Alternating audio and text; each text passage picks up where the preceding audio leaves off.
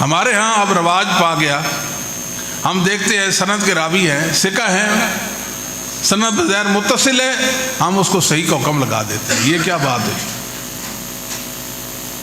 فن حدیث نہایت دقیق بلکہ ادق علم ہے۔ حدیث پر تحکیم حکم لگانا کوئی آسان کام نہیں ہے، نہایت ہی مشکل کاموں میں سے ہے، مشکل، مگر ہم نے اس کو کھیل سمجھ لیا، بچوں کا کھیل جان لیا، سمجھ لیا۔ محدثین نظام ایک سند بالکل صحیح ہوتی، ائمہ پر مشتمل ہوتی، ائمہ پر مشتمل ہوتی، اس کو اگر کوئی جھوٹا متن لگا دیتا فوراً سمجھ جاتے کہ یہ سند تو ائمہ پر مشتمل ہے مگر متن جھوٹا ہے۔ سند بھی صحیح ہے اور متن بھی صحیح ہے، کوئی الفاظ ہوتے تھے، یہ الفاظ شاذ ہیں، یہ الفاظ منکر ہیں۔ یہ علم محدثین ائمہ دین کے پاس تھا، لہذا دین میں سینہ زوری نہیں چلتی، دین میں عاجزی چلتی ہے۔ عاجزی یہی ہے کہ محدثین جو منوائیں وہ مان لے، محدثین جہاں کھڑا کرے وہاں کھڑے ہو جائیں، جہاں وہ بیٹھنے کا کہیں وہاں بیٹھ جائیں۔ یہ دین کی حساسیت کو سمجھے۔ لوگ دین کو مذاق سمجھتے ہیں، لوگ یہ سمجھتے ہیں کہ ضربہ یضرب وہ کیسے بنتا، ضربہ سے یضرب، میں نے جان لیا بس ٹھیک ہے میں عالم بن گیا۔ یہ کوئی علم تو نہیں۔ دنیا میں کتنے لوگ ہیں جو قرآن کریم کا ترجمہ بھی جانتے ہیں اور تفسیر بھی کر لیتے ہیں،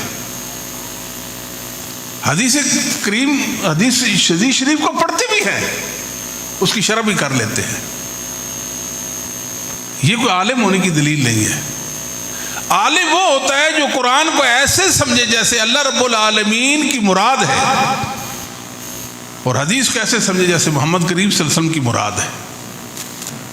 اصل اللہ اور اس کی رسول کی مرادوں کو پانے کا نام علم ہے، اور اللہ اور اس کی رسول کی مرادوں کو پانے کا نام ہی قرآن و حدیث کو سمجھنا اور جاننے کا نام ہے۔ اس کو کوئی بھی نہیں سمجھتا۔ ہر آپ نے لوگ سمجھتے بڑا عالم ہے جی، عربیت میں اس کو بڑی مہارت حاصل ہے، لغت میں ایسا اور ایسا ہے، فلاں علم میں فلاں فن میں وہ ایسا اور ایسا ہے، وہ عالم تو نہیں ہوتا۔ دنیا میں کتنے لوگ ہیں، انہوں نے تفاسیر لکھی ہے، ضخیم تفاسیر لکھی ہے، حدیث کی شروعات کی ہے، حالانکہ وہ شرح نہیں ہوتی اور نہ وہ تفسیر ہوتی ہے، وہ تحریف ہوتی ہے۔ تحریف اس لیے ہوتی ہے کہ وہ جو تفسیر ہوتی ہے وہ صحیح حدیثوں کے خلاف ہوتی ہے اور ائمہ کی متفقہ تصریحات کے خلاف ہوتی ہے، وہ تحریف بن جاتی ہے، تفسیر نہیں رہتی۔ لوگوں نے قرآن کریم کی تحریفیں کی ہیں، اپنی تفسیر کو تحریفات سے بھر دیا، اور لوگ سمجھتے ہیں کہ علمی نقطہ ہے، نکات ہے علم کے، ایسا نہیں ہے۔ تو ایسے ہی لوگوں نے جو محدثین کے متعلق نہیں تھے، انہوں نے شرح حدیث کرنا شروع کر دی، کہا کہ فلاں نے حدیث کی شرح لکھ دی ہے، بخاری کی شرح لکھ دی، مسلم کی شرح لکھ دی، ابو داؤد ترمذی نسائی ابن ماجہ کی شرح لکھ دی۔ وہ شروع تو نہیں ہے۔ شرح کا مطلب یہ ہے کہ محدث کی مراد کو کھول کر بیان کرنا، یہ شرح ہوتا ہے۔ بات سمجھے؟ محدث کی مراد کو، کہ وہ محدث کیا چاہتے ہیں اس حدیث سے، اس کو کھولنے کا نام یہ شرح ہوتی ہے۔ وہ تو محدث سے مناقشہ کرتے ہیں، مناقشہ کا نام شرح تو نہیں ہو سکتا نا، یعنی محدثین کا رد کر رہے ہیں اور نام شرح رکھ دیتے ہیں، یہ صحیح نہیں ہے۔ قرآن کی تفسیر کا اور حدیث رسول کی شرح کا حق صرف اور صرف محدثین کے ماننے والوں کو، اہل حدیث کو حق ہے، دنیا میں کسی اور کو کوئی حق نہیں ہے۔ حیران ہو کہ دنیا میں کتنے لوگ ایسے ہیں جو حدیثوں کو نہیں مانتے، دین کا درجہ نہیں دیتے ان کو، مگر قرآن کی تفسیریں کرتے ہیں۔ کیا وہ تفسیر ہو سکتی ہے؟ کبھی ہم نے سوچا ہے؟ دنیا ان کی مذہبی سکالر سمجھتی ہے، دنیا سمجھتی ہے کہ یہ بڑے مہذب لوگ ہیں، ایسی ایسی گفتگو کرتے ہیں۔ وہ شرح ہے قرآن کریم کی، کوئی تفسیر ہے قرآن کی نہیں۔ دنیا میں کتنے لوگ ہیں جو سندوں کا علم نہیں رکھتے، سندوں کا علم نہیں ان کے پاس، اور حدیث کی شرح کرتے ہیں۔ وہ شرح کیسے کر لیں گے حدیث کی؟ کوئی حدیث کی صحیح اور ضعیف کا، صحت و سقم کا تو ان کے پاس علم ہی نہیں، وہ حدیث کی شرح کیسے کریں گے؟ یہ بہت مشکل کاموں میں سے ہے، دنیا میں کتنے لوگ ایسے ہیں جو قرآن کریم کے منکر ہیں. اور ویسے بھی ہمارے ہاں ایک ذہن پایا جاتا ہے کہ جب کوئی شخص قرآن پہ اعتراض کرتا ہے ہم کانوں میں انگلیاں ٹھونس لیتے اور کہتے ہیں کہ ایسا اور ایسا ہے, قرآن پہ اعتراض کرتا ہے اور اس پر ہم فوراً فتویٰ لگاتے ہیں, اور فتویٰ لگانا بھی چاہیے. اگر حدیث رسول پر کوئی اعتراض کرتا ہے تو ہم کان لگاتے ہیں اور کان لگا کر اس کی بات کو سنتے ہیں اور بس اوقات اس کی بات میں آ بھی جاتے ہیں. لوگوں, یہ حدیث کے ساتھ اور محمد رسول اللہ کے ساتھ انصاف نہیں ہے. انصاف یہ ہے کہ جب رسول اللہ کی حدیث پر کوئی انگشت نمائی کرے, ہرزہ سرائی کرے, آپ کانوں میں انگلیاں ٹھونس لیں, آپ کے میں بہرا ہوں, آپ کی بات نہیں سنتا, غیر و مسموع, آپ کی بات نہیں سنی جائے گی. ہمارے علماء زندہ جائیں, ان سے بات کریں. میں عام مسلمان ہوں, تو مجھے الجھاتا ہے, شکوک و شبہات بھی مجھے واقع کرتا ہے, لیکن ہم بڑی جرات کے ساتھ اور جسارت کے ساتھ ہم پڑھ جاتے اس معاملہ میں. ہمارے متعلق وہ کام ہی نہیں ہے, ہم اس میں کیوں پڑھتے ہیں؟ علم والے زندہ ہیں, ان کا کام ہے, وہ نمٹیں گے اپنے کام سے. تو کتنے لوگ ہیں جو قرآن کو نہیں مانتے اور کتنے لوگ ہیں جو حدیثوں کو نہیں مانتے. تو یہ عجوبہ تو ہے, قرآن کو نہ ماننا اور حدیث رسول کو نہ ماننا اس سے بڑا عجوبہ ہے. ایک ساتھ جو کہتا تھا کہ رسول اللہ صلی اللہ علیہ وسلم کی یہ جو حدیثیں ہیں ان کی حیثیت تاریخی ہے, شرعی اور دینی حیثیت ہی نہیں ہے. یہاں تک بات کر, کتنا بڑا ظلم ہے. یعنی گروہ محدثین کے منہج کے خلاف, ان کے علم و عمل کے خلاف, ان کی کوشش کے خلاف ایک بات ہو گئی جسے محدثین اللہ کا دین سمجھ کر, اللہ کی شریعت سمجھ کر, اللہ کے احکام سمجھ کر ان کی خدمت کرتے رہ گئے, اور یہ کہتا ہے یہ تاریخی حیثیت ہے. ان کی عقلیں محدثین سے بڑھ کر ہے, ان کا علم محدثین ائمہ دین سے بڑھ کر ہے. کوئی ان سے پوچھے تو صحیح. اور کتنے بیچارے ایسے ہیں جو سندوں کو دین ہی نہیں مانتے. مسلمانوں جو حدیث رسول صلی اللہ علیہ وسلم کی سندوں کو دین نہ مانے, سند کو بنیاد نہ بنائے, وہ اسلام سے خارج ہے, اس کا اسلام سے کوئی تعلق نہیں. امام حاکم رحمۃ اللہ نے معرفت علوم الحدیث کے اندر اپنے ایک استاد کا واقعہ لکھا ہے, محدث ابو اسحاق فقیہ کا, کہ ان کے گھر میں ایک شخص آیا, آپ سے کسی مسئلہ میں گفتگو کرنا چاہتا تھا. کہتے ہیں کہ استاد جی نے حدیث پڑھنا شروع کیا, اپنی دلیل کہ یہ میری دلیل ہے. حدیث پڑھنا شروع کی, وہ سند جو حدیث سے پہلے راویوں کا سلسلہ ہوتا ہے, کڑی ہوتی ہے, کہ ایک محدث کہتا ہے کہ مجھے میرے فلاں استاد نے اس کو استاد نے بیان کیا, اس کو سند کہتے ہیں. وہ پڑھنا شروع کی, اس نے کہا چھوڑو اس کو, آگے پڑھو. آپ میرے استاد فرمانے لگے کم یا کافر, کافر تو میرے گھر سے اٹھ جا, نکل جا میرے گھر سے.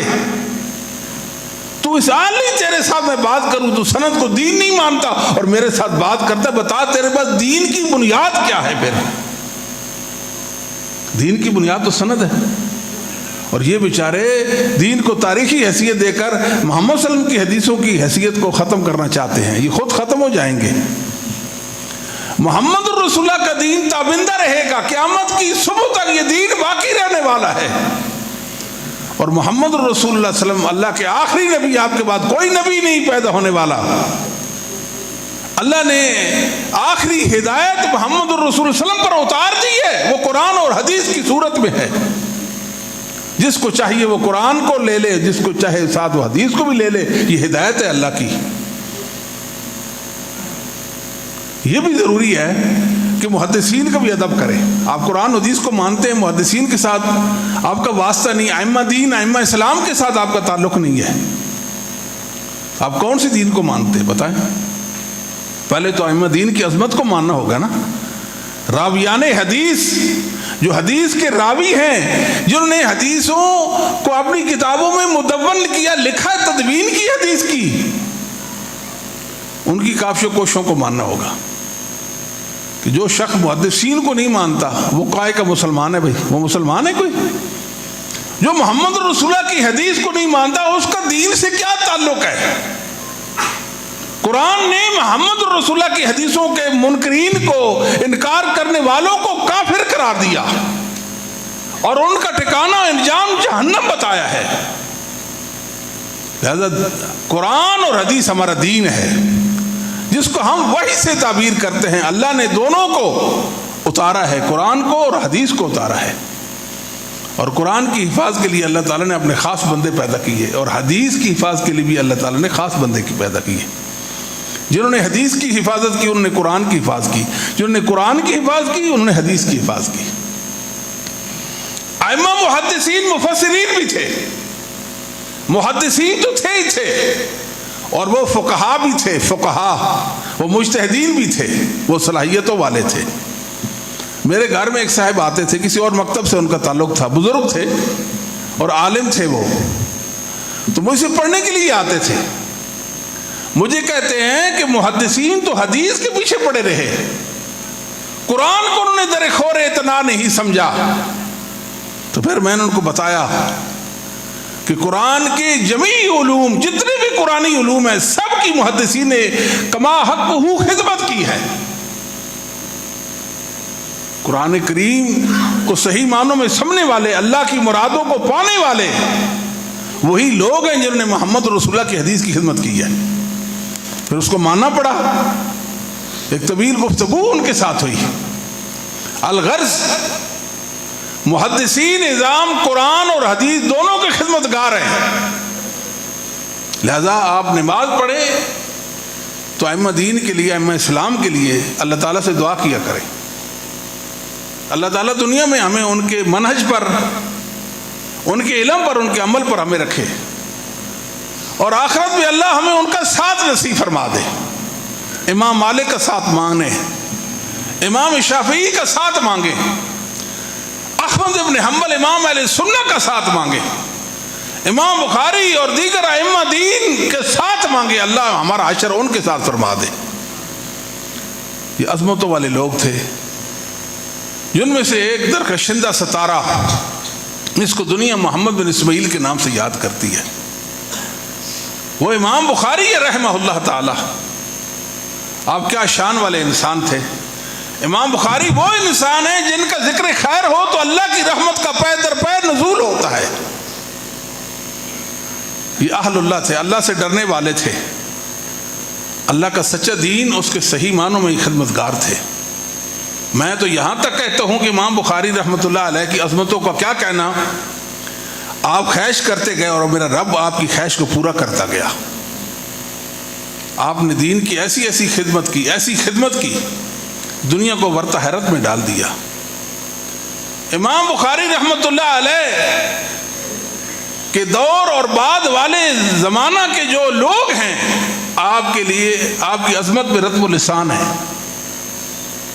مانتے ہیں کہ آپ امام ہیں۔ حافظ ابن حجر نے یہاں تک لکھ دیا ہے کہ اس قدر تعداد امام بخاری کی مدح اور تعریف کرنے والے آپ کے ثناخوانوں کی جو احاطہ تحریر میں نہیں، ممکن نہیں ہے۔ لکھنے والے ختم ہو جائیں گے، سیاہی ختم ہو جائے گی، مگر امام بخاری رحمۃ اللہ علیہ کی تعریف ختم ہونے کو نہیں آئے گی۔ اتنے بڑے امام، ورع و تقوی کے بھی امام ہیں، حدیث کے بھی امام ہیں، قرآن کے بھی امام، مفسر ہیں آپ، اور آپ فقہا بھی، فقہا میں سے آپ کا شمار ہوتا ہے۔ بلند پایا فقیہ، بلند پایا فقیہ، فقیہ گر، مجتہد گر۔ امام بخاری رحمۃ اللہ علیہ نے نبی کریم صلی اللہ علیہ وسلم کی حدیثوں کا شاہکار پیش کیا جس کا نام صحیح البخاری ہے۔ اتنا بڑا امام کہ چشم فلک نے اس جیسا کوئی نہیں دیکھا۔ آپ کے اساتذہ میں سے احمد ابن حنبل ہے، امام اہل سنت، دنیا جانتی ہے احمد حنبل کتنے بلند پایا مقام رکھتے ہیں۔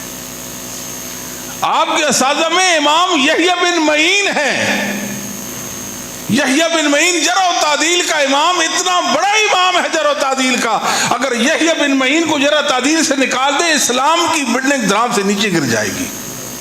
اتنا بڑا امام، جس کا جنازہ اس چرپائی پر اٹھا جس پر محمد کریم صلی اللہ علیہ وسلم جس چرپائی کو استعمال کرتے تھے اور آپ جس پر آرام فرماتے تھے اور محو استراحت ہوتے تھے، یحییٰ بن معین رحمۃ اللہ علیہ۔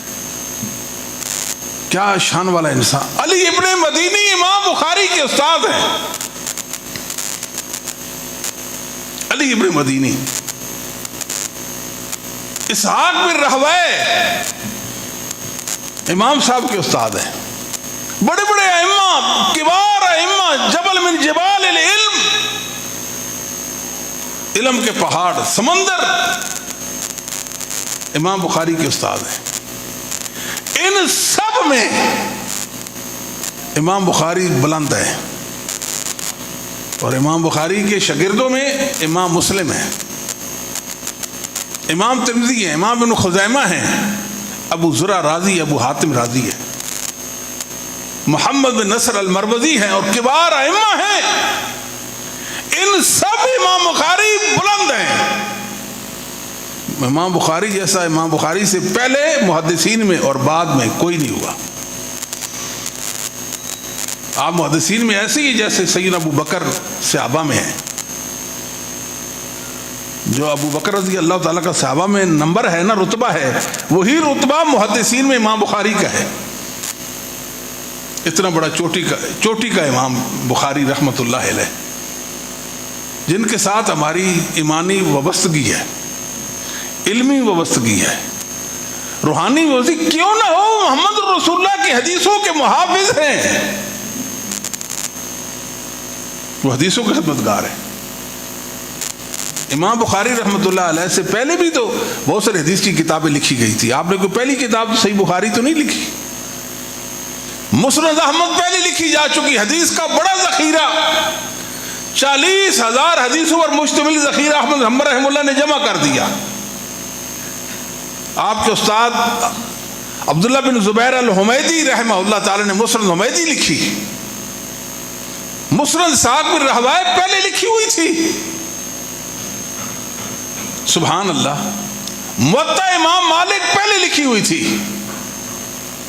لیکن جب امام بخاری نے صحیح بخاری لکھی، تمام کتابوں سے آپ کی کتاب فائق ہو گئی، تمام کتابوں سے فائق ہو گئی اور امت کا فخر بن گئی.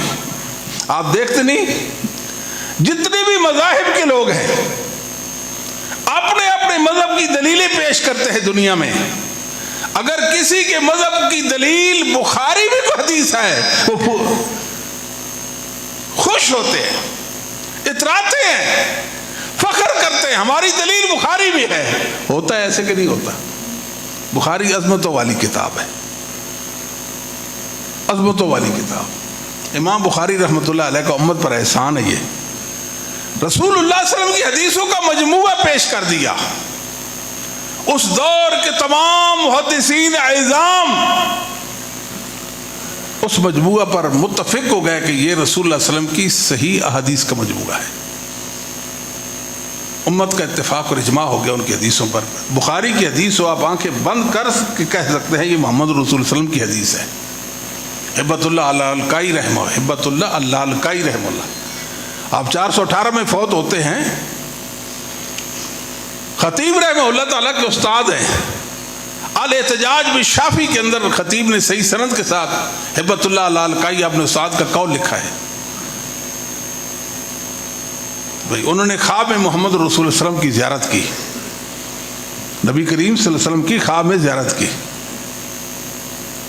پوچھا اللہ کے نبی صلی اللہ علیہ وآلہ وسلم آپ صحیح بخاری کے بارے میں کیا کہتے ہیں؟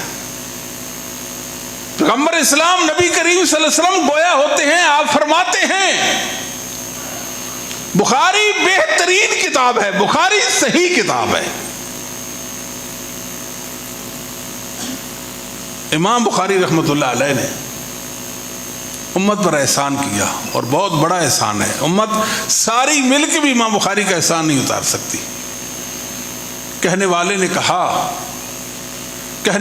کہا اگر لوگ صحیح بخاری کے ساتھ انصاف کریں، صحیح بخاری سے متعلق انصاف کریں، انصاف کا تقاضا یہ ہے اس کتاب کے سے لائق سمجھا جائے، اس کو سونے کے پانی کے ساتھ لکھا جائے. رسول اللہ صلی اللہ علیہ وسلم بخاری کے اندر بولتے ہیں علم کا خزینہ اور گنجینہ ہے. خزینہ اور گنجینہ جو کتب ستہ ہیں، یعنی 6 صحیح کتابیں، بخاری، مسلم، ابو داؤد، ترمذی، نسائی، ابن ماجہ۔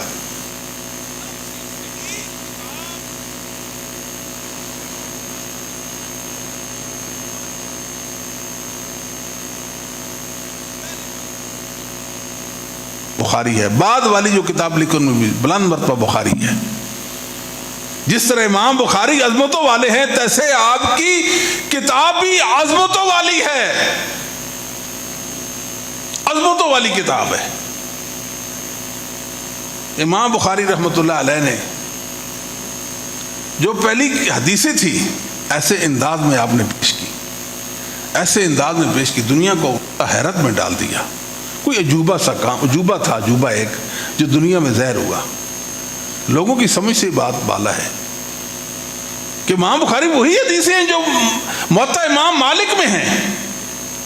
موطا امام مالک کی 481 حدیثیں امام بخاری نے اپنی صحیح کے اندر کوٹ کر دی ہیں۔ بخاری مسلم کے اندر دونوں کتابوں کے اندر 481 حدیثیں موطا امام مالک کی ہیں۔ ایسے ہی مسند احمد کے اندر صحیح بخاری کی کئی روایات ہیں، مسند حمیدی کی کئی روایات ہیں، مگر امام بخاری نے ایسے انداز میں انہیں پیش کیا جن کا کوئی توڑ اور جواب نہیں ہے۔ آپ نے سنا ہوگا کتنے لوگ ہیں اعتراض کریں گے بخاری کی روایت پر کریں گے، اعتراض کریں گے بخاری کی حدیث پر کریں گے۔ کیوں؟ جب تک بخاری موجود ہے باقی جتنی بھی پہلے اور بعد والی حدیث کی کتابیں ان کو کوئی مسئلہ نہیں، ستے خیرے ہیں ان کو۔ بخاری مہیمن کتاب ہے،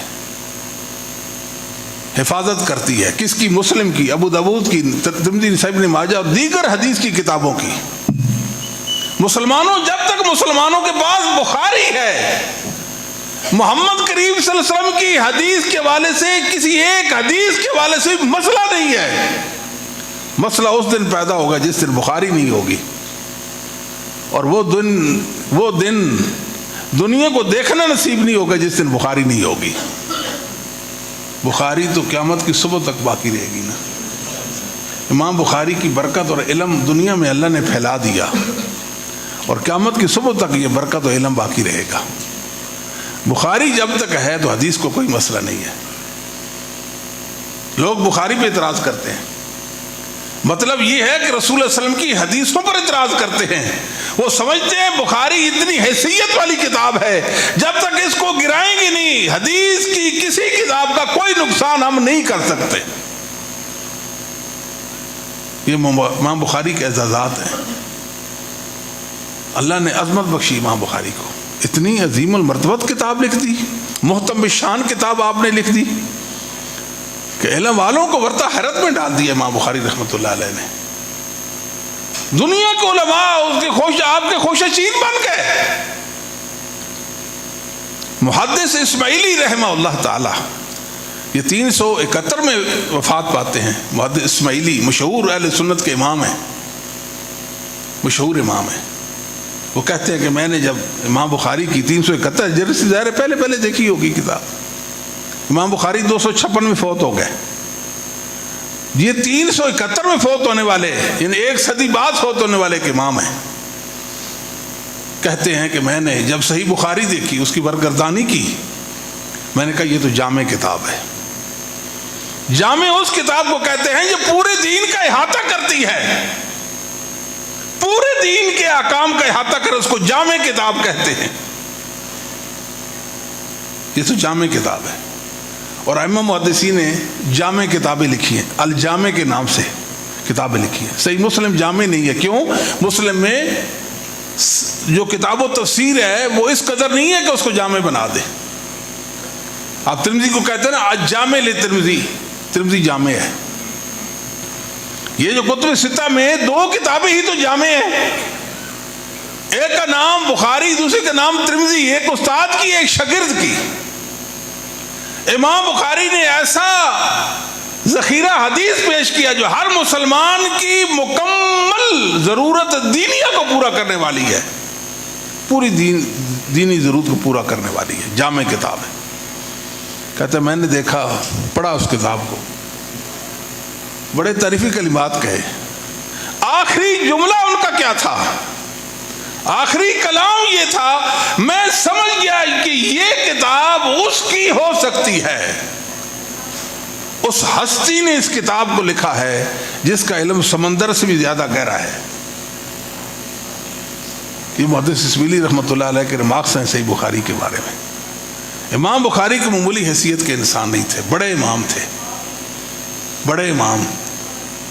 امام بخاری رحمۃ اللہ علیہ نے امت کے ساتھ صحیح خیر خائی کر دی، ایسی خیر خائی جس کی کوئی نظیر و مثال نہیں ملتی ہے، کوئی نظیر نہیں ملتی۔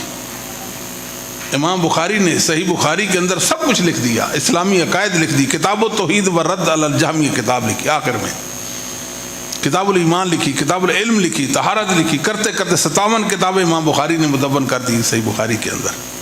4882 ابواب امام بخاری نے اس کتاب کے اندر کر دیے، فقہی ابواب۔ احادیثیں آپ لائے ہیں، تقریباً کہہ سکتے ہیں کہ قریباً 2 درجن کے قریب امام بخاری ایسی حدیثیں لائے ہیں، وہی سند وہی متن آپ دوبارہ لے آئے۔ اتنی بڑی کتاب کے اندر صرف 2 درجن ایسی حدیثیں لانا کہ جو متن پہلے ذکر کیا وہ آگے بھی ذکر کر دیا، جو سند پہلے ذکر کی وہ بعد میں ذکر کی، باقی جتنی حدیثیں لائے، جو سند لائے الگ سند لائے، جو متن لائے الگ الفاظ کے ساتھ لائے۔ اگر ایک حدیث کو امام بخاری نے 30 بار صحیح بخاری کے اندر ذکر کیا تو 30 سندوں کے ساتھ ذکر کیا، راویوں کی مطابعات لاتے گئے۔ اگر متن ذکر کیے تو بتایا اس متن میں یہ الفاظ ہے، اس میں یہ الفاظ، اس میں یہ الفاظ، فوائد ہی فوائد، فوائد ہی فوائد، نکات ہی نکات دیتے گئے بخاری رحمہ اللہ تعالی۔ دنیا میں بڑے بڑے منکرین آئے، سارے مل کر بھی بخاری کی عظمت کو کم نہیں کر سکے، امام بخاری کی عظمت کو نہیں کم کر سکے، صحیح بخاری کی عظمت کو کم نہیں کر سکے، صحیح بخاری کی حدیثوں کو کیسے گرا دیں گے؟ مسلمانوں ایک حدیث بھی نہیں ہے بخاری کی جس سے مسلمانوں کو محروم کر دیا گیا ہو، ایک حدیث بھی نہیں ہے۔ کتنی بڑی خوش بختی ہے مسلمانوں کے لیے، یہ محدثین کی کافش کوششیں اور ان کی محنتوں کا نتیجہ ہے۔ وہ مخلص لوگ تھے، وہ علم والے تھے، وہ اللہ کی محبت پہ جیتے تھے، وہ نفوس قدسیہ تھے جن کی برکت کو اللہ نے زمین پر باقی چھوڑا ہے۔ یہ ائمہ ہی ہیں جو ائمہ خدا ہیں، یہ ائمہ ہی ہیں جو مسلمانوں کے مذہبی رہنما ہیں، ہر دم مسلمانوں کی رہنمائی کرتے ہیں۔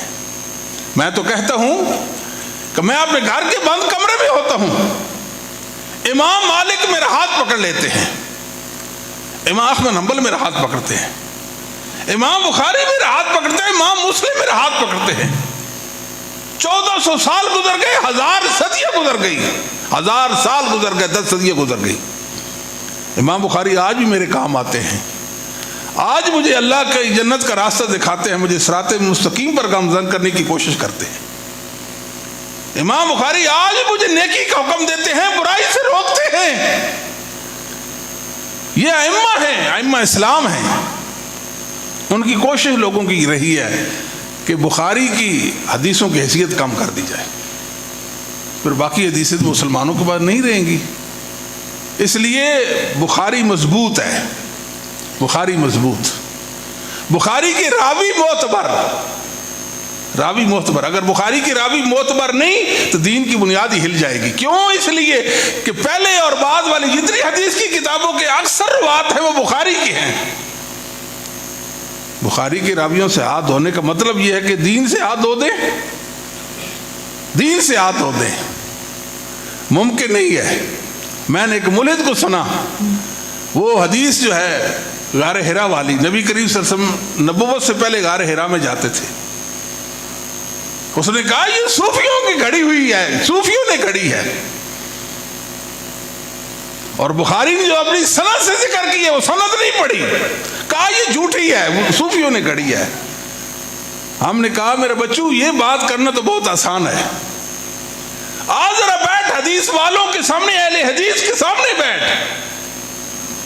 تو جو کہتا ہے یہ حدیث قرآن کے خلاف ہے، صدیاں گزر گئیں، سال گزر گئے، کسی محدث اور امام نے اہل اسلام میں کوئی فرد بشر نہیں آیا جس نے کہا حدیث جو غار حرا سے متعلق حدیث ہے وہ قرآن کے خلاف ہے، یا اس کی سند پر کسی نے اعتراض نہیں کیا۔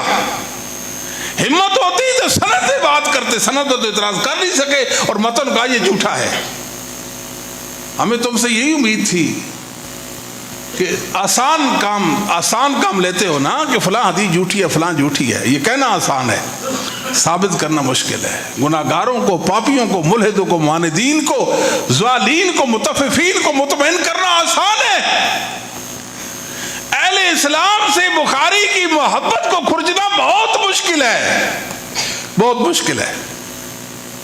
یہ نامراد لوگ ہیں، نامرادی ان کا مقدر ہے، نامرادی ان کا مقدر ہے، نہ حدیث کے متن سے واقف، نہ حدیث کی سند سے واقف، نہ محدثین کے علم سے بہرہ مند ہو گئے ہیں۔ یہ جن کا محدثین سے واسطہ ہی نہیں، وہ حدیث کے متعلق بات کرتے ہیں، اور باتیں کیسی کرتے ہیں؟ ٹیڑھی باتیں کرتے، ٹیڑھی باتیں۔ اللہ فرماتے ہیں وَقُولُوا قَوْلًا سَدِيدًا، باتیں سیدھی کیا کرو۔ یہ ٹیڑھی باتیں کرتے ہیں، سیدھی باتیں نہیں کرتے، دین میں بگاڑ لاتے ہیں۔ یہ کیا خیال کرتے ہیں کہ غار حرا والی حدیث مسلمان چھوڑ دیں گے؟ کیا مسلمانوں نے ان کے کہنے پر اسے اعتماد ختم کر دیا؟ بخاری اس امت کے لیے آزمائش بن گئی ہے۔ کتنے ہیں بخاری کو اسے رب کی رضا پا گئے، اور کتنے ایسے ہیں زمین میں جو نامراد ہو گئے ہیں۔ یہ عظمتوں والی کتاب، امام بخاری رحمۃ اللہ علیہ نے اس کتاب کو فوائد سے بھر دیا، اور امام بخاری نے اس کتاب کی ابتدا قرآن کریم کے ساتھ کی ہے۔ اِنَّا أَوْحَيْنَا إِلَيْكَ كَمَا أَوْحَيْنَا إِلَىٰ نُوحٍ، ہم نے آپ کی طرف وحی کی سے نوح نبی کی طرف وحی کی تھی۔ اللہ بتانا چاہتے ہیں محمد رسول اللہ پر جو وحی ہوئی وہ کون سی وحی تھی؟ اور وہ نبیوں والی وحی تھی، نبیوں والی۔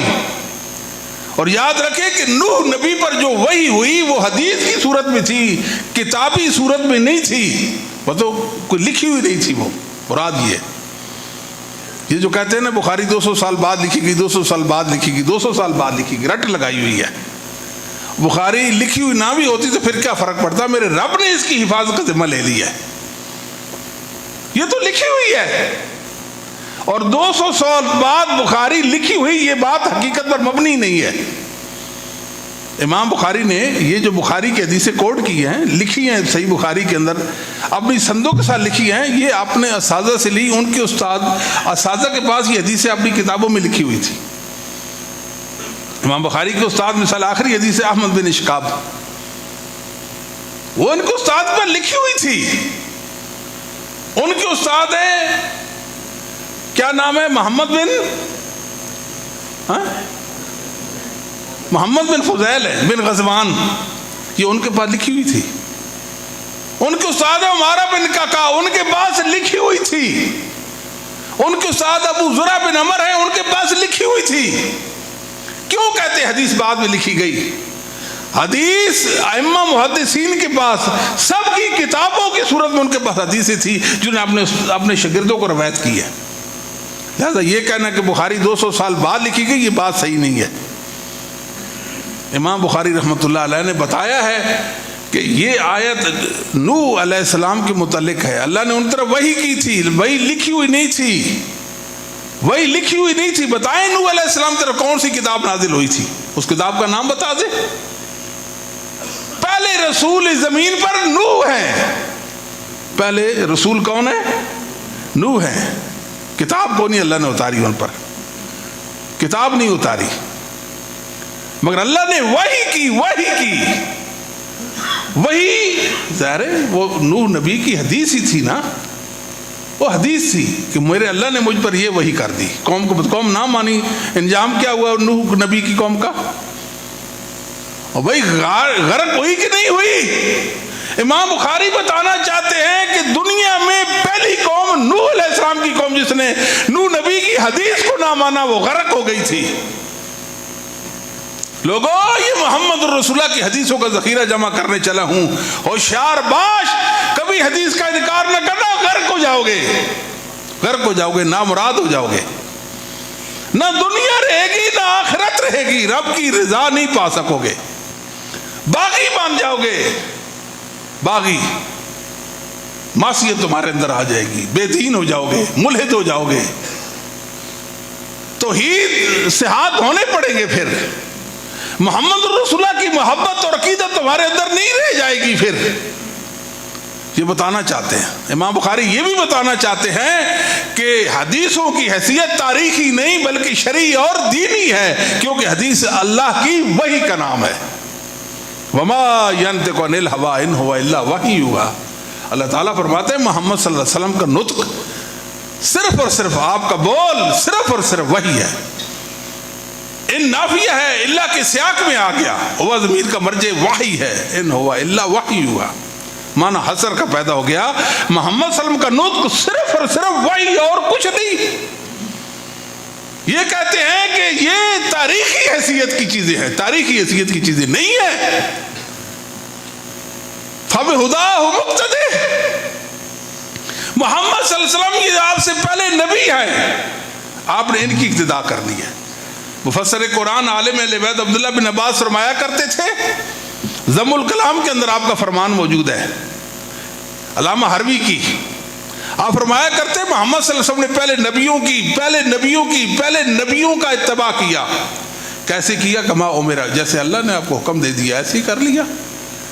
ہم نے محمد الرسول اللہ کی اقتداء کی ہے، لہذا اس کو تاریخی مت کہو۔ آپ کو حدیث کی عظمت اگر ہضم نہیں ہوتی تو نہ ہو، آپ تاریخی حیثیت سے حدیث کو نہیں دیکھ سکتے۔ حدیث تو محمد الرسول اللہ علیہ وسلم کی زبان پاک سے نکلے ہوئے کلام کا نام ہے، جو اللہ کی حفاظت کے ساتھ محفوظ ہے، جو مومنوں کا دین اور ایمان ہے، جو قرآن کا بیان اور قرآن کی تفسیر ہے۔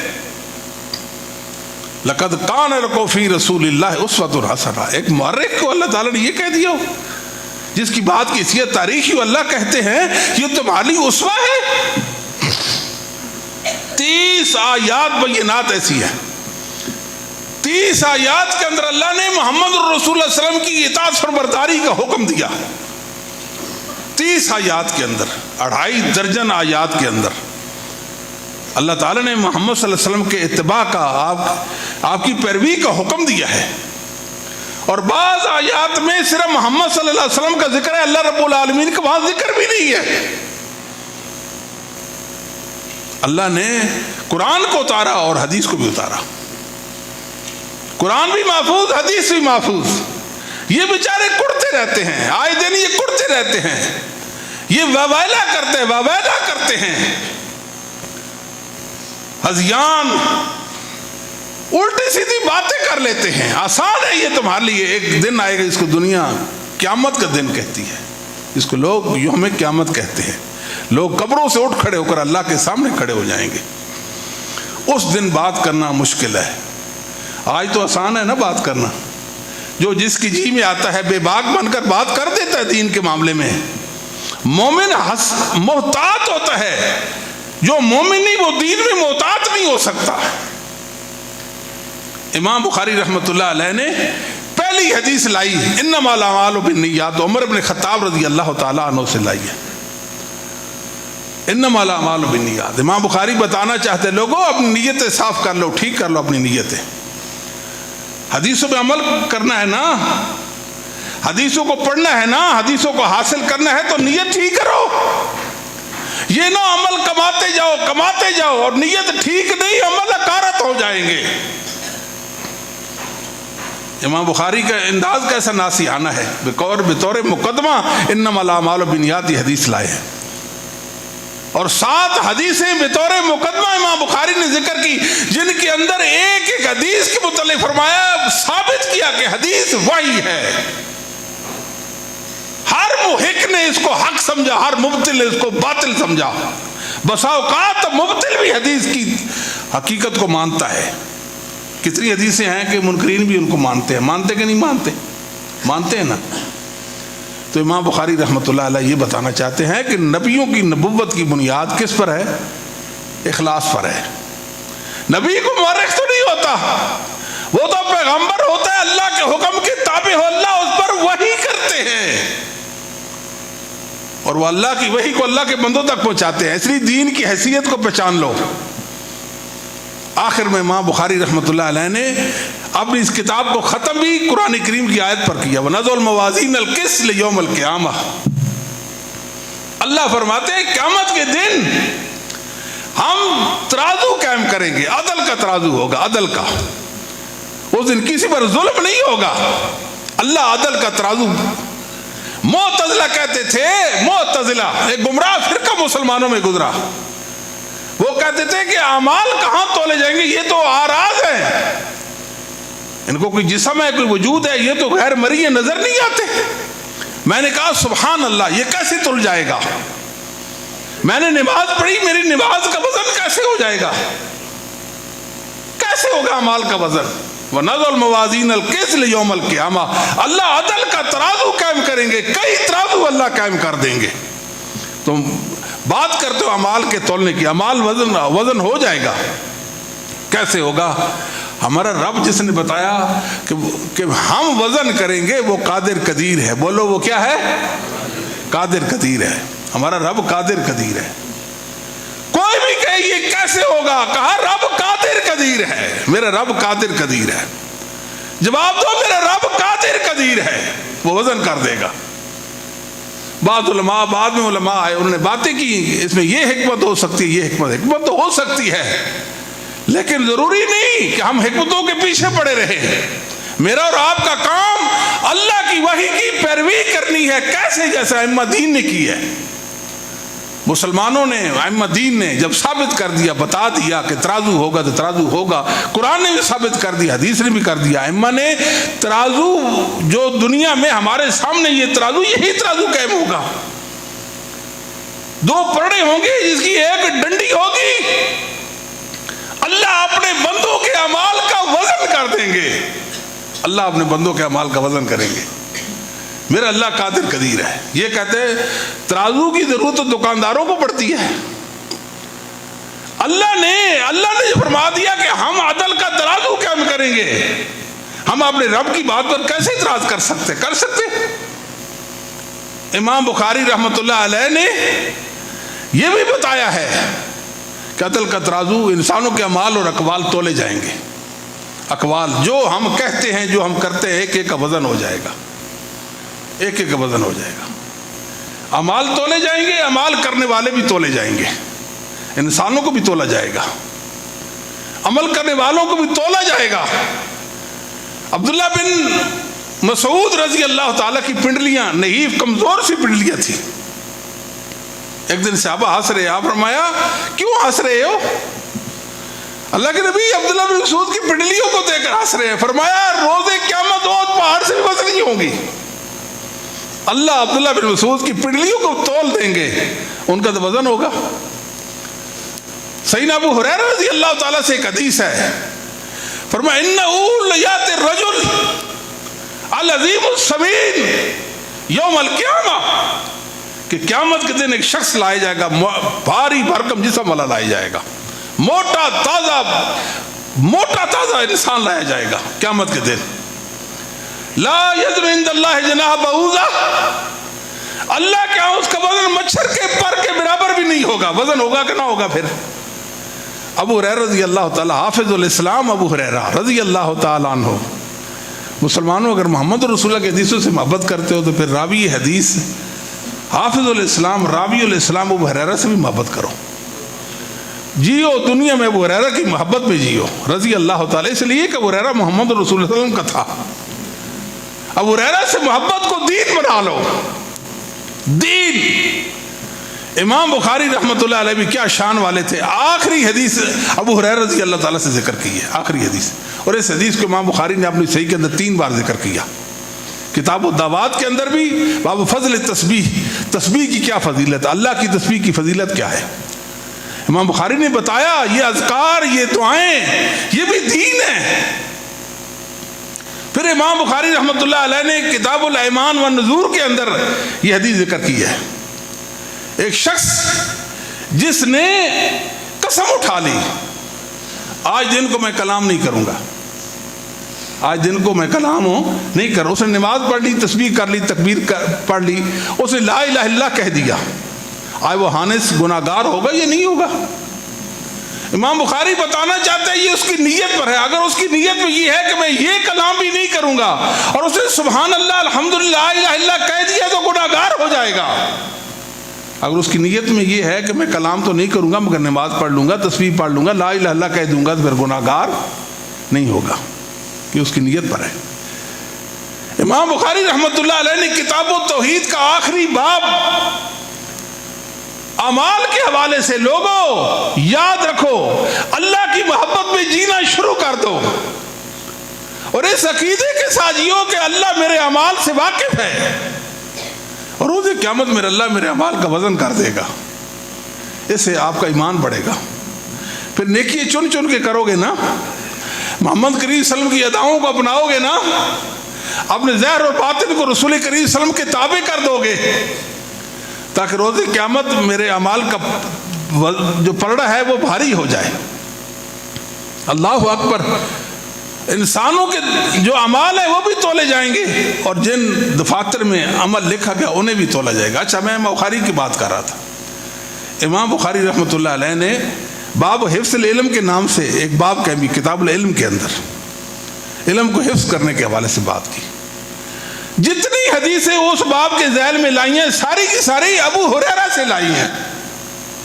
امام بخاری بتانا چاہتے ہیں ابو ہریرہ اول دین کا حافظ اور آخری حدیث ابو ہریرہ رضی اللہ تعالیٰ سے لائی ہے. ابو ہریرہ مفسر بھی تھے اور ابو ہریرہ محدث بھی تھے, ابو ہریرہ فقیہ بھی تھے. جس کو محمد رسول کی صحبت میں 3 سال رہنا نصیب ہو, کیا وہ فقیہ نہیں ہوتا؟ بولیے. اس کو فقہ کا حظ وافر مل جاتا ہے. ابو ہریرہ تو کہا کرتے تھے میں بے قدر ضرورت جینے کی حد تک کھا کر محمد صلی اللہ علیہ وسلم کی حدیثوں کو حفظ کرتا ہوں اور یاد کرتا ہوں. جس طرح کہ مزدور ہوتا ہے نا, مزدور آپ نے گھر میں مزدور لگایا, فیکٹری میں مزدور لگایا, کام کر رہا ہے, وہ یہ تو نہیں کہ مجھے کھانا دے دو, مجھے چائے پلا دو, آپ نے دے دی, پی لی, کھانا کھلا دیا تو کھا لیا, اور جیسا دیں گے تیسا کھا لے گا, بات نہیں کرے گا. میں سیر نہیں ہوا, میں بھوکا رہ گیا.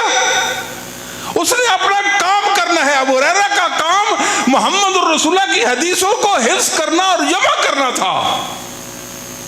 پیٹ پہ پتھر باندھے, بھوکا پیاسا رہ کر, حتیٰ کہ انسانی تاریخ نے ملاحظہ کیا ابو ہریرہ ایک دفعہ بے ہوش ہو گئے تھے بھوک کی وجہ سے, آپ نے ڈھال ہو گئے تھے.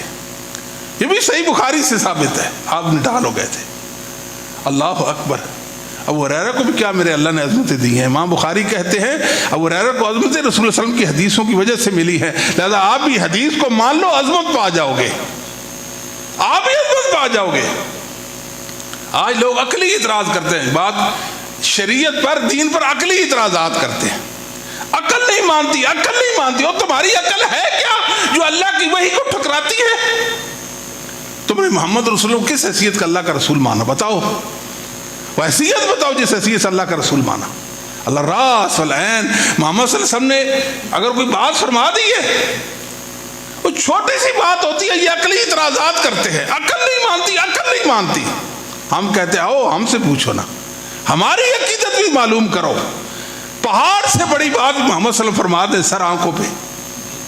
ہم نے عقل محمد رسول اللہ صلی اللہ علیہ وسلم کے قدموں میں ڈال دی ہیں. اللہ کے نبی جو منوانا چاہیں ماننے کے لیے تیار ہے. ابو ہریرہ رضی اللہ تعالیٰ نے حدیث بیان کی, نبی پاک صلی اللہ علیہ وسلم کو فرمانے گرامی ہے, کلمتان حبیبتان, 2 کلمے ہیں جو اللہ کو محبوب ہیں. اللہ بھی کئی چیزوں سے محبت کرتے ہیں. یہ کلمے ہیں, یعنی ایسی دعائیں ہیں, ایک ذکر ہے جس سے اللہ محبت کرتے ہیں. اللہ کو محبوب ہے, اللہ کی محبت ثابت ہے. میری اور آپ کی محبت انسانوں کی محبت کیسے, جیسے ہمارے متعلق ہے. اور محمد رسول اللہ صلی اللہ علیہ وسلم نے بیان کیا اللہ بھی محبت کرتے ہیں. قرآن بھی اللہ نے اپنی محبت کا ذکر کر دیا. تو میں عرض کرا ابو ہریرہ رضی اللہ تعالیٰ نے وہ حدیث بیان کی کہ ایک موٹا تازہ انسان آئے گا, موٹا تازہ انسان, اللہ کے ہاں اس کا وزن مچھر کے پر کے برابر بھی نہیں ہوگا. ابو ہریرہ فرماتے ہیں اقرأوا, پڑھ لو پھر قرآن. تم جو کہتے ہو یہ حدیث قرآن کے خلاف ہے, یہاں تو حدیث قرآن کے ساتھ میچ کر رہی ہے. فلاں نقیم لہم یوم القیامت وزنا, ہم روز قیامت ان کا وزن ہی نہیں کریں گے, وزن نہیں کریں گے. اور آئے گا ایک شخص جس کو اللہ تعالیٰ کہیں گے ایک فیصلہ ہو چکا ہے اس کو جہنم میں ڈالو، پریشان حال ہوگا، اللہ تعالیٰ فرمائیں گے ایک نیکی لاؤ، ایک نیکی، جس کو حدیث بطاقہ کہتے ہیں، ایک نیکی لاؤ۔ وہ کہے گا کہ میرے پاس نیکی نہیں ہے، اور 99 گناہوں کے دفاتر حد نگاہ تک پھیلے ہوں گے، اللہ ساری کائنات سے اس کو الگ کر دیں گے، کل کائنات کے سامنے وہ نادم و پریشان حال ہوگا، میں ایک نیکی کہاں سے لاؤں؟ اللہ تعالیٰ فرمائیں گے بتاؤ میرے فرشتوں نے آپ پہ ظلم تو نہیں کیا؟ میرے فرشتوں نے آپ پہ ظلم تو نہیں کیا؟ تو اس وقت اس کو ایک نیکی کا کہا جائے گا، اور وہ عاجز آ جائے گا، کہا میرے پاس کوئی نیکی نہیں ہے۔ اللہ رب العالمین فرمائیں گے ایک نیکی ہے آپ کی، اس نے خلوص کے ساتھ دنیا میں ایک دفعہ کہا ہوگا اشہد ان لا الہ الا اللہ وان محمد رسول اللہ۔ وہ نیکی، وہ بطاقہ، وہ جس کاغذ پر لکھا ہوا کلمہ، جس کاغذ پر لکھا ہوگا، اس کو ترازو کے پڑے میں رکھ دیا جائے گا، اس کے گناہوں کے 99 دفتر دوسری طرف رکھ دی جائے گی، یہ وزنی ہو جائے گا، دفتر ہلکے ہو جائیں گے، اللہ اس کو جنت میں بھیج دیں گے۔ اللہ اپنے بندوں کے گناہوں کے دفتر اور نیکیوں کے دفتروں کا بھی وزن کریں گے۔ میرا اللہ قادر قدیر ہے، اللہ قادر قدیر ہے، اللہ حساب لے لے گا، یوم حساب ہو جائے گا۔ اللہ اکبر۔ فرمایا کلمتان حبیبتان، دو کلمے جو اللہ کو محبوب ہیں، کلمتان حبیبتان الی الرحمن، رحمان کا کیوں ذکر کیا؟ اللہ الی الرحیم کیوں نہیں کہا؟ الی الغفور کیوں نہیں کہا؟ اس لیے کہ رحمان اللہ کی رحمت کی وسعت کو بیان کرنے کے لیے، اللہ اکبر، وہ تو رحمان ہے جس کے خزانے، رحمت والے خزانے بھرے پڑے ہیں، اور اللہ کی رحمت دو طرح کی ہے، یاد رکھنا، ایک رحمت اللہ کی صفت ہے اور ایک رحمت اللہ کی مخلوق ہے۔ الرحمن جس کی رحمت کی کوئی انتہا ہی نہیں ہے، آپ کہہ دیں سبحان اللہ و بحمدہ سبحان اللہ العظیم، وہ بہت نوازنے والا ہے، اخلاص کے ساتھ، محبت کے ساتھ۔ کلمتان حبیبتان الی الرحمن، فعلان کا وزن کسی چیز کی وسعت کو ظاہر کرنے کے لیے آتا ہے۔ خفیفتان علی اللسان، زبان پر انتہائی ہلکے، کوئی بوجھل نہیں، آپ پڑھتے جائیں، سارا دن پڑھیں سبحان اللہ و بحمدہ سبحان اللہ العظیم، آپ تھکیں گے نہیں، آپ کے قوا کمزور نہیں ہوں گے، توانائی آپ کی صرف نہیں ہوگی۔ ایک بزرگ نبی پاک صلی اللہ علیہ وسلم کے پاس ہے، اللہ کے محبوب، اسلام کے شرائع احکام بہت پھیلے ہوئے ہیں، میں بوڑھا ہو گیا ہوں، میری رہنمائی فرما دیں، مجھے کوئی اسلام کا ایسا عمل بتا دیں جس کے ساتھ میں جڑ جاؤں۔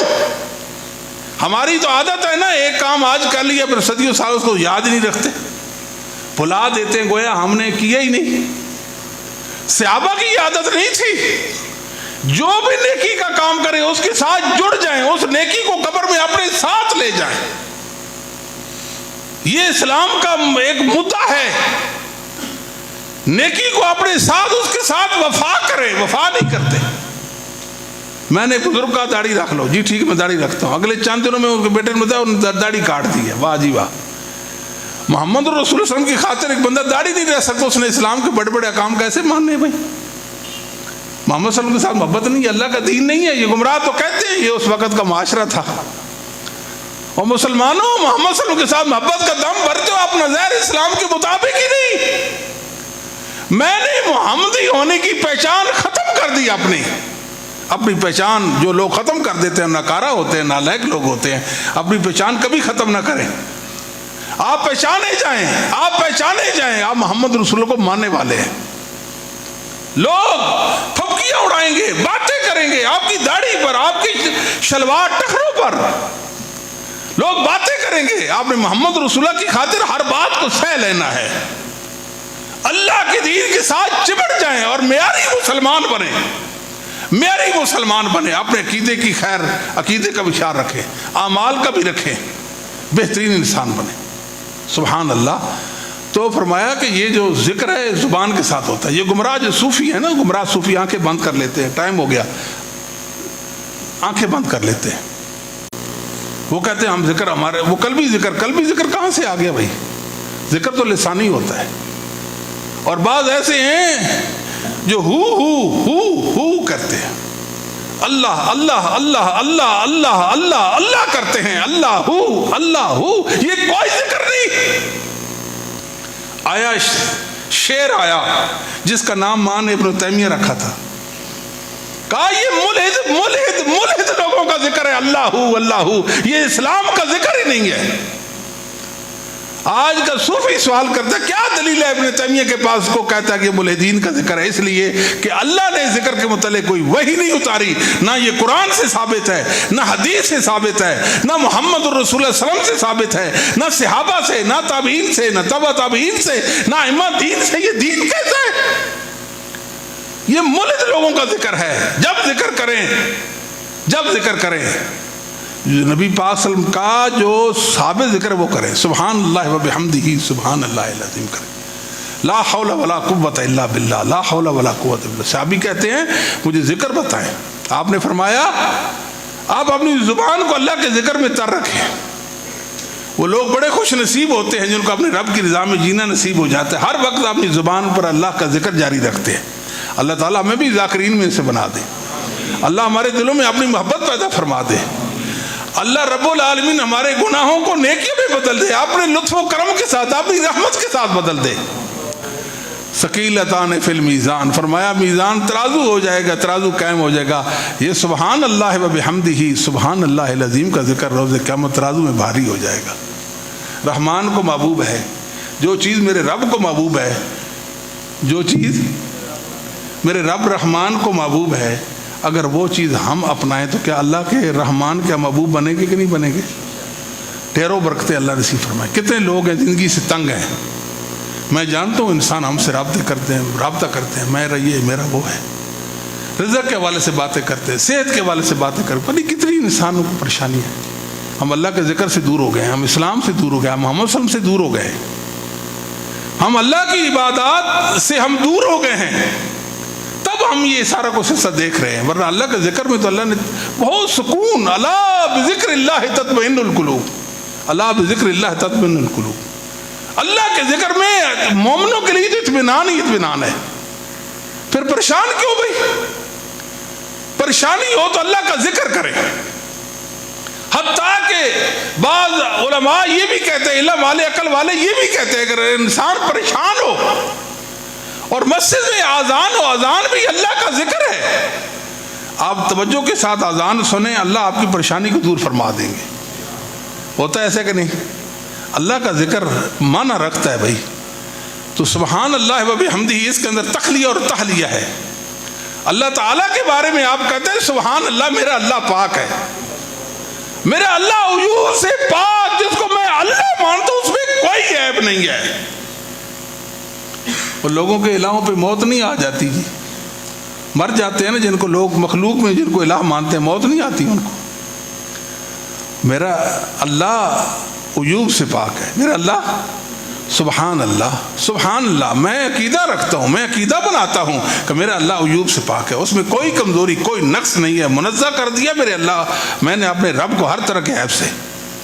صرف اللہ کے عیب سے نفی کر دینا ناکافی ہے۔ کمال کیسے آئے گا؟ اللہ کے لیے ہر خوبی ہر صفت کمال وہ ثابت کرے، تب بات سمجھائی، وہ ثابت کر دیں گے پھر کمال آ جائے گا۔ سبحان اللہ و بحمدہ، سبحان اللہ۔ اللہ تعالیٰ سے دعا ہے اللہ تعالیٰ نے جو ہمیں سننے کی توفیق دی اس مطابق عمل کی توفیق عطا فرما، جو کہا اللہ اس مطابق عمل کی توفیق عطا فرمائے۔ اللہ ہمیں ذاکرین میں سے بنا دے، اللہ تعالیٰ میں محدثین کے ساتھ محبت کرنے والا بنا دے۔ اللہ تعالیٰ محمد کریم صلی اللہ علیہ وسلم کی حدیثوں کا پڑھنا پڑھانا سیکھنا سکھانا ہمارے لیے آسان کر دے۔ اے اللہ تیرے خزانوں میں آسانی ہے، ہم تو آسانی کا سوال کرتے ہیں، اللہ تو ہمارے لیے آسانیاں نازل فرما۔